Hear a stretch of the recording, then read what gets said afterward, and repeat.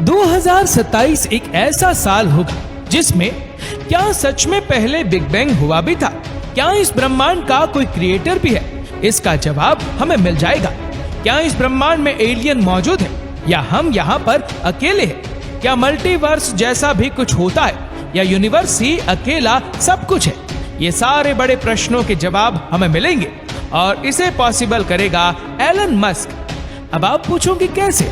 अब आप बिलीव नहीं करोगे, but the James Webb space telescope से भी 100 टाइम्स आधुनिक और 100 times better space telescope Elon Musk launch करने वाले हैं, जिसका नाम है Nancy Grace Roman space telescope. यह टेलीस्कोप हबल टेलीस्कोप से 200 टाइम पावरफुल होगा और हबल को ये फोटो खींचने में 3 साल लग गए थे, पर यही रोमन स्पेस टेलीस्कोप सिर्फ 90 मिनट्स में कर सकता है। बात तो ये है कि इतने एडवांस स्पेस टेलीस्कोप होने के बावजूद भी इस टेलीस्कोप को क्यों डोनाल्ड ट्रंप ने 2 बार रिजेक्ट कर दिया था?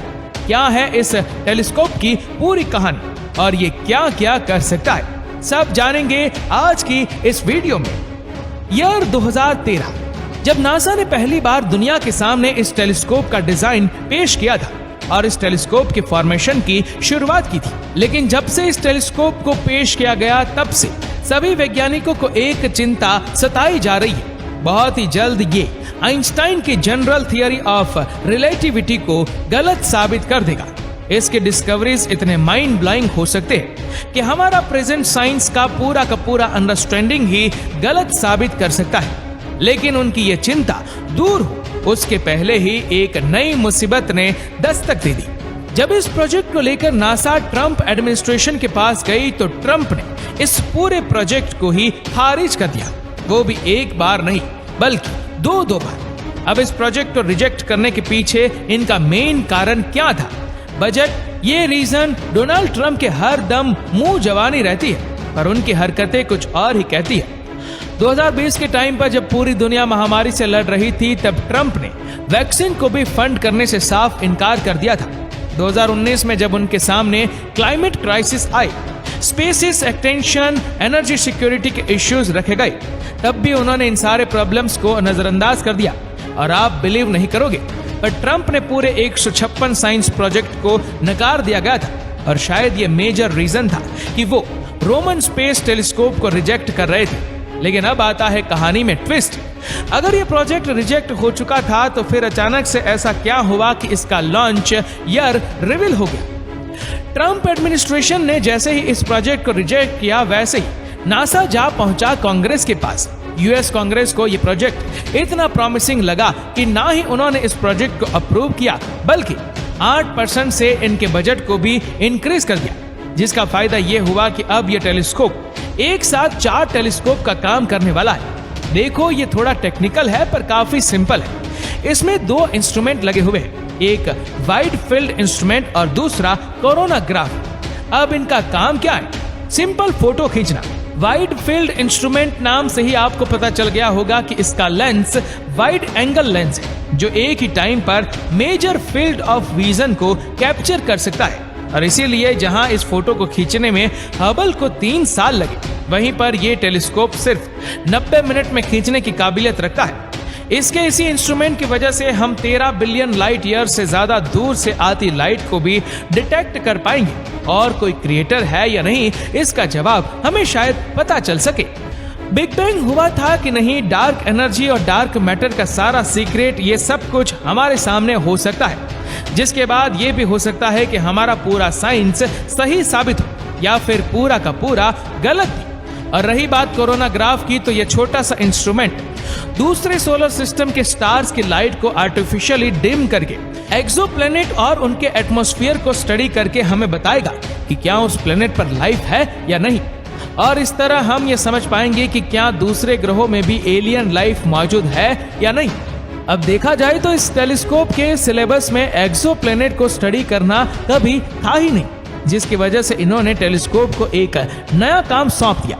और इसलिए अगर देखा जाए तो रोमन स्पेस टेलीस्कोप का काम सिर्फ डार्क मैटर, डार्क एनर्जी और रिलेटिविटी थ्योरी पर फोकस करना था। पर नेशनल रिकॉन्सेस एजेंसी, जो कि यूएस गवर्नमेंट के लिए स्पाई सैटेलाइट बनाती थी, उनके पास एक स्पेयर टेलीस्कोप मिरर पड़ा था जो किसी के भी काम का नहीं था। और इसीलिए 2012 में उन्होंने नासा को वो मिरर फ्री में सौंप दिया और नासा ने उस पर एक कोरोना ग्राफ बिठाकर टेलीस्कोप का सेकंड ऑब्जेक्टिव डिसाइड कर लिया, जो था एक्सोप्लैनेट डिटेक्शन। और इसके बाद फाइनली वो स्टेप आ गया जब डिसाइड होना था कि इसका नाम क्या रखा जाए। स्टार्टिंग में तो सभी वैज्ञानिकों ने इसका नाम W1 यानी wide field infrared space telescope रखा, लेकिन 2018 में Nancy Grace Roman, the first female scientist of NASA की मृत्यु के बाद 2022 में नासा ने इस टेलीस्कोप का नाम बदलकर Nancy Grace Roman space telescope रख दिया। इन मेमोरियल वो दुनिया को ये बताना चाहती थी कि ये टेलीस्कोप इनके लिए कितना स्पेशल है और इसको लेकर वो काफी ज्यादा सीरियस है। और इन स्पेस टेलीस्कोप की कहानी जो नैन्सी ने आज से 60 साल पहले स्टार्ट की थी, उसे वो कभी नहीं रोकेंगे। अगर नैन्सी को नासा में रिक्रूट ही नहीं किया गया होता तो शायद आज तक हम कभी भी टेलीस्कोप को स्पेस में भेजने के बारे में नहीं सोचते, या फिर हम ग्रेटली डीले हो जाते। हमारे पास आज तक ब्लैक होल का पहला पिक्चर नहीं होता, यहाँ तक कि एक्सोप्लैनेट भी सिर्फ बुक्स में ही एग्जिस्ट करते। सबसे ओल्डेस्ट गैलेक्सी को शायद हम आज तक नहीं देख पाए होते और यूनिवर्स का एज भी हमने अभी तक प्रेडिक्ट नहीं किया होता।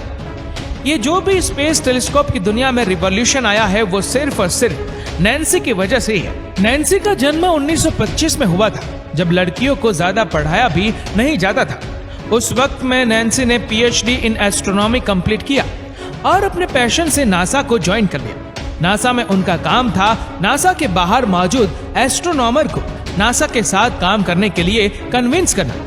आप इसे नासा का PR या फिर टैलेंट एक्विजिशन भी कह सकती हो, लेकिन उस वक्त वो नासा को भी कंटिन्यूअली फोर्स कर रही थी कि उन्हें स्पेस में एक टेलीस्कोप भेजना चाहिए। अर्थ के थिक एटमॉस्फेयर की वजह से हम सरफेस से बहुत कुछ नहीं देख पाते और इसीलिए हमें स्पेस में टेलीस्कोप भेजना चाहिए क्लियर इमेजेस के लिए। काफी बार कोशिश करते रहने के बाद फाइनली नासा की डिसीजन मेकिंग अथॉरिटी ने उनकी बात सुनी और सबसे पहले हबल टेलीस्कोप को स्पेस में भेजा 24 अप्रैल 1990 को। और उसके बाद जो रिवॉल्यूशन आया ये तो आप देख ही सकते हो, और यही वो कारण है जिसकी वजह से नैन्सी को मदर ऑफ हबल भी बुलाया जाता है। अब ये टेलीस्कोप रेडी है, उसका नाम भी रेडी है, पर सबसे बड़े सवाल का जवाब अभी तक रेडी नहीं है। आखिर इसे स्पेस में रखा कहाँ जाने वाला है? इसे किसी ऐसी जगह पर रखना होगा जहां पर सन से आता हुआ रेडिएशन इसके ऑब्जर्वेशन को इफेक्ट न करे और जहां पर इसे ना के बराबर फ्यूल को यूज करना पड़े। अब इन प्रॉब्लम को लिस्ट करने के बाद सॉल्यूशन हमारे सामने था L2 लैग्रेंज पॉइंट 2। एक्चुअली में हमारे सन और अर्थ के बीच ऐसे 5 पॉइंट हैं जहां अर्थ और सन की ग्रेविटी एक दूसरे को कैंसिल करके नलिफाई कर देती है। इन पॉइंट पर जाके आपने अगर कुछ भी रख दिया तो वो सदियों तक बिना हिले वहीं पर पड़ा रहेगा, क्योंकि उसे इन्फ्लुएंस करने के लिए वहां पर कोई फोर्स मौजूद ही नहीं है। सारी एक्सटर्नल फोर्सेस कैंसल आउट हो जाती है। अब सवाल आता है इन 5 लैग्रेंज पॉइंट्स में से स्पेसिफिकली L2 ही क्यों? ये समझने के लिए आप ये डायग्राफ देखो, इसमें आपको क्लियर दिख रहा होगा L1, L3, L4, L5 ऐसे पॉइंट है जो सन के साथ डायरेक्ट कांटेक्ट में आते हैं और L2 अकेला ऐसा पॉइंट है जो अर्थ के बाद आता है। इसी वजह से सन के रेडिएशन से हमारा अर्थ उसे प्रोटेक्ट करेगा और उसके ऑब्जर्वेशन में ना के बराबर एरर आएंगे। सो अब एक चीज बिल्कुल क्लियर है, ये टेलीस्कोप को बनाने का काम नासा कर रहा है। उसका नाम नासा के एक साइंटिस्ट पर रखा गया है। इसे फ्यूल एफिशिएंट कैसे बनाया जाए उस पर भी नासा ही वर्क कर रहा है। तो फिर जब सब कुछ नासा कर रहा है तो हर जगह पर एलन मस्क का नाम क्यों आ रहा है? बट ये टेलीस्कोप को लॉन्च करने का काम एलन मस्क को ही सौंपा गया है। नासा ने यह काम उनको इसलिए सौंपा है क्योंकि उन्होंने सक्सेसफुली अपने टेस्ला के रोडस्टर को स्पेस में लॉन्च किया है। अब उस रोडस्टर का वजन और इस टेलीस्कोप का वजन सेम टू सेम है। प्लस नासा अगर इसे खुद लॉन्च करेंगे तो उसका खर्चा उसे $1,38,000 आएगा। पर एलन मस्क का फाल्कन हैवी तो रीयूजेबल फ्यूल एफिशिएंट रॉकेट है और इसीलिए अगर वो इसे लॉन्च करेगा तो इस लॉन्च के पीछे का खर्चा सिर्फ $24,000 आएगा, यानी लगभग 6 गुना कम। इसलिए एलन मस्क को यूएस गवर्नमेंट यूटिलाइज कर रही है। इसमें एलन मस्क क्या करते हैं ये तो आने वाला वक्त ही बताएगा, लेकिन जब तक ये नया रोमन स्पेस टेलीस्कोप इमेजेस भेजना शुरू करेगा, क्या आप लोग तब तक इंतजार कर सकते हो? नीचे कमेंट करके जरूर बताएगा। और अगर आपको वीडियो अच्छा लगा हो तो इस वीडियो को लाइक करेगा, शेयर करेगा ज्यादा से ज्यादा लोगों तक, और ऐसी ही और भी रोचक जानकारियों के लिए सब्सक्राइब करें हमारे यूट्यूब चैनल को और फेसबुक पर फॉलो करें हमारे पेज को। धन्यवाद।